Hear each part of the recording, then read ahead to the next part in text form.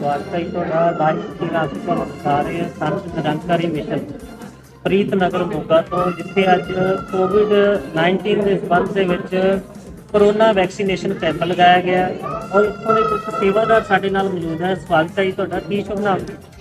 राकेश लक्की Moga in charge.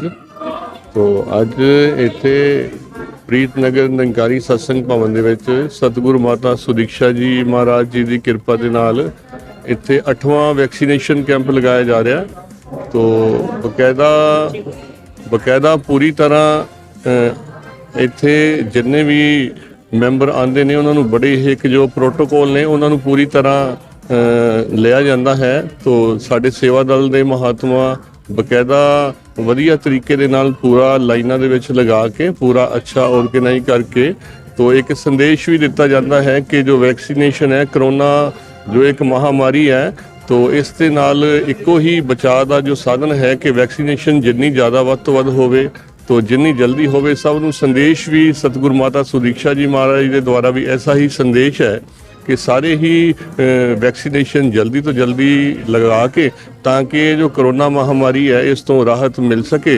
तो Sant Nirankari mission जिथे अज इत्थे वैक्सीनेशन कैंप लग्या है, अनेकां ही जो संस्थावां जो अनेकां तरीके दे सोशल जो काम है उन्हां विच पूरी तरह सहयोग दिंदा आ रहा है। पिछले महीने भी इत्थे एक ब्लड कैंप भी लग्या जिथे 8वां वैक्सीनेशन कैंप है।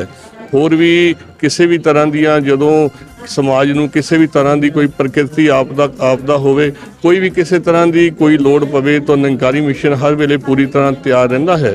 तो इंसानियत नूं ऐसा ही संदेश दिता जाता है कि सतगुरु बाबा जी का वो संदेश कि मानव को मानव हो प्यारा, एक दूजे का बने सहारा। तो नर सेवा नारायण पूजा का जो भाव है वो इंसान के अंदर जो रब्बी लोगों का संदेश है कि दया धर्म का मूल है, पाप मूल अभिमान, तुलसी दया न छोड़िए जब लग घट में प्राण। ऐसे जो भाव है सेवा के जो भाव है वो इंसान के हृदय में पूरी तरह प्रबल रहन। तो इसे करके ही ऐसे जो उपराले किए जाते हैं तो इत्थे अज उपराला किया गया है। तो बहुत बहुत शुकराना है सतगुरु माता सुदीक्षा जी का जिन्हां दे करके ऐसे सेवा के मौके भी मिलते हैं। तो सब नूं संदेश दिता जाता है कि जल्दी तो जल्दी वैक्सीनेशन करवा के ताकि आप भी असी इस तो राहत प्राप्त करिए ते ताकि बाकी भी जल्दी तो जल्दी इस नूं वैक्सीनेशन हो के तो पूरी तरह इस तो निजात हासिल करिए। सर किन्ने इत्थे अज जिहड़े हैगे है डोज लैन आए हुए है पेशेंट?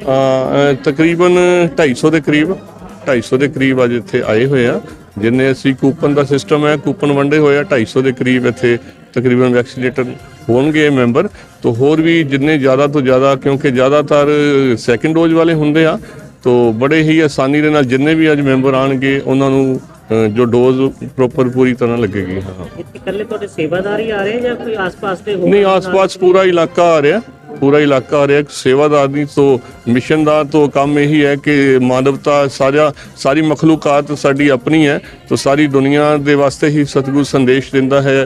तो जो भी आएगा तो सारा इलाका इत्थों का प्रीतनगर का इत्थे आ रहा है तो वो पूरा बकायदा वैक्सीनेट हो रहा है। सर जिस तरह ओमिक्रॉन का थोड़ा जिहा खतरा हुण मंडराउण लगा है और इसका एक ही उपाय है भी जिहड़ी वैक्सीनेशन होनी चाहिए है 100%।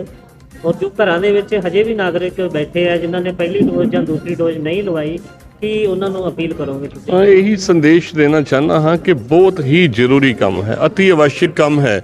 जिथे अपने वास्ते नहीं ये जो एक कोरोना दी एक जो ये बीमारी है जिथे मैं इस तरह महसूस ना करा क्योंकि मेरे करके होर भी किसी को नुकसान हो सकता है तो दूसरे दे हित दे भाव नूं भी रखते हुए जल्दी तो जल्दी इमीडिएटली जल्दी तो जल्दी वैक्सीनेशन हर इंसानियत के नाते एक देशवासी होने के नाते भी हर किसी का फर्ज है कि क्योंकि जो एक परिवार है जो एक मखलूकात है सारी कुंभा खुदा का।